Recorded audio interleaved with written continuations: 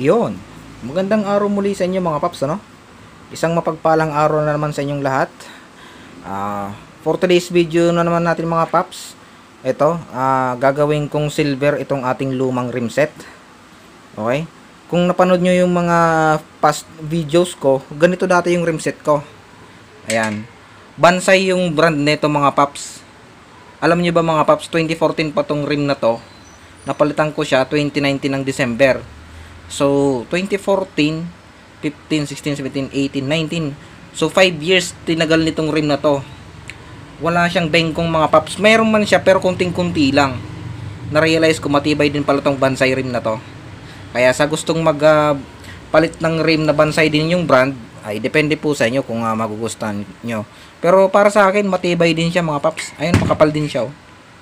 Ayan. Dati siyang itim na may mga dot-dot. Ayan.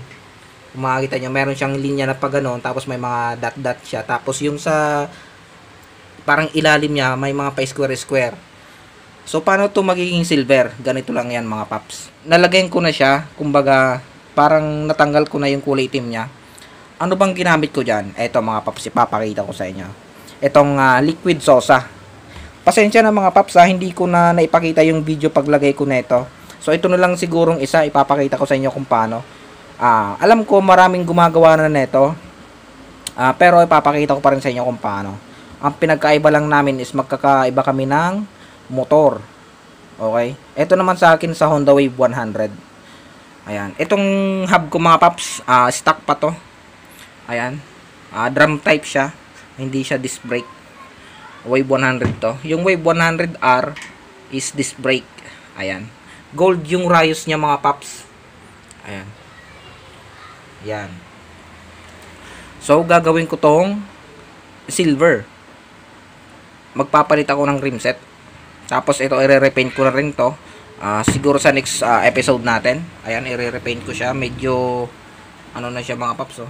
Itong part na to, na liha ko na siya. Na-applyin ko na siya ng paint remover. Nahirapan lang ako dahil may mga, kumpleto pa yung set niya. So, patatanggalin ko muna to para ipapabaklas ko itong lahat na to para buwelo tayong makapag-repaint ng hub natin.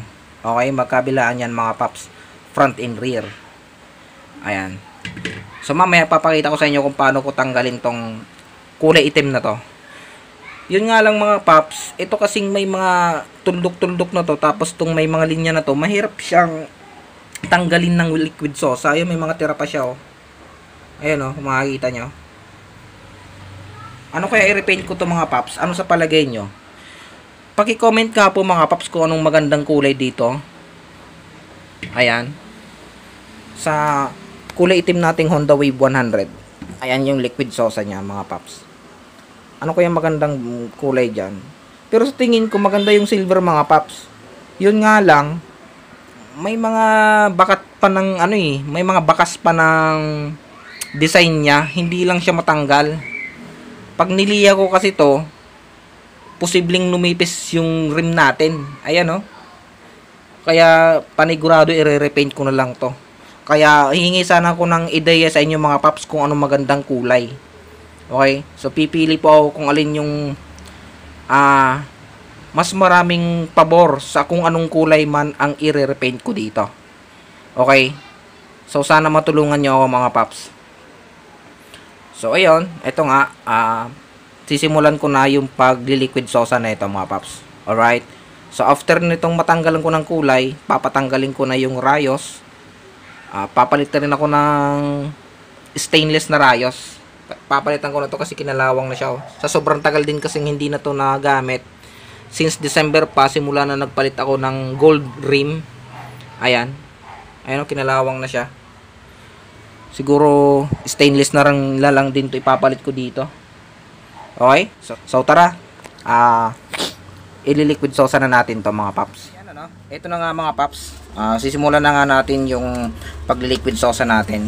Bago nyo simulan mga paps, make sure na magsuot kayo ng gloves. Dahil itong liquid sosa, mahapdi siya sa kamay. Pag once na dampian kayo, ay nako, mahapdi. Kaya kung magliliquid sosa man kayo mga paps, sa inyong gagawin, kung ano man ang ililiquid sosa nyo, make sure na magsuot kayo ng gloves, protective gloves, dahil mahapdi talaga yung liquid sosa na to. Ayan. So ito. So tapos yung lagayan natin ng liquid sosa. So dito ko isasalin yung liquid sosa na gagamitin natin. Ayan. Oops. Teka, salin muna ko ng konti mga paps. Ayan. So dito. Ayan. Konti lang muna. Ayan. Okay.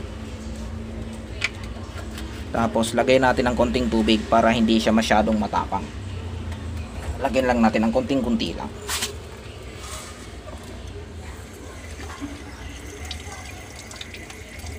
Ayan. May konting tubig na siya.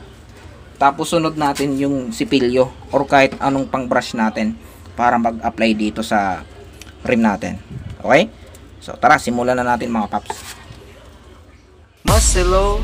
Yuhuu! Haha!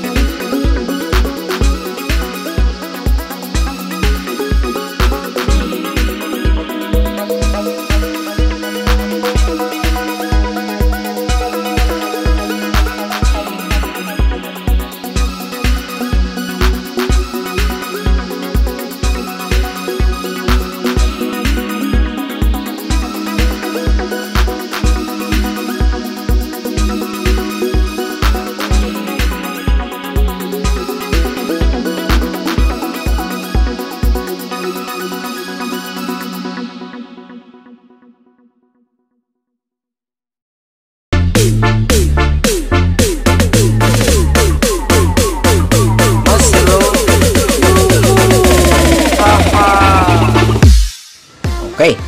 Ayan. Okay na nga siya mga paps, ano? Na liquid sosa ko na siya. Eto na. Ayan.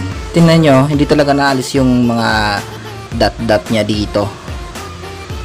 So, ayan. Ang size na ito mga paps, 1.4. Hindi makita, ayan. 1.4 by 17. Ito yung sa likod. Tapos yung sa harap niya naman, mas maliit. Ilan ba to?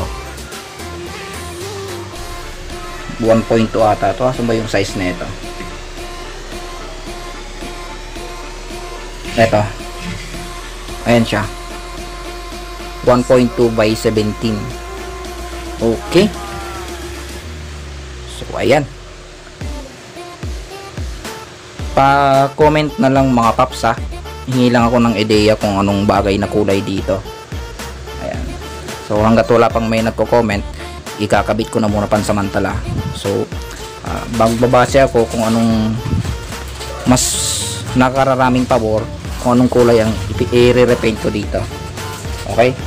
So hanggang dito na lang muna mga paps. Make sure na mag-subscribe, like at i-share nyo rin po ito para matutunan nyo na rin ng ibang nating mga motorista kung paano gawing silver itong ating rim set. Okay? So, abangan nyo na lang po mga paps sa pag-install ko na ito. Bibili pa ako ng gulong.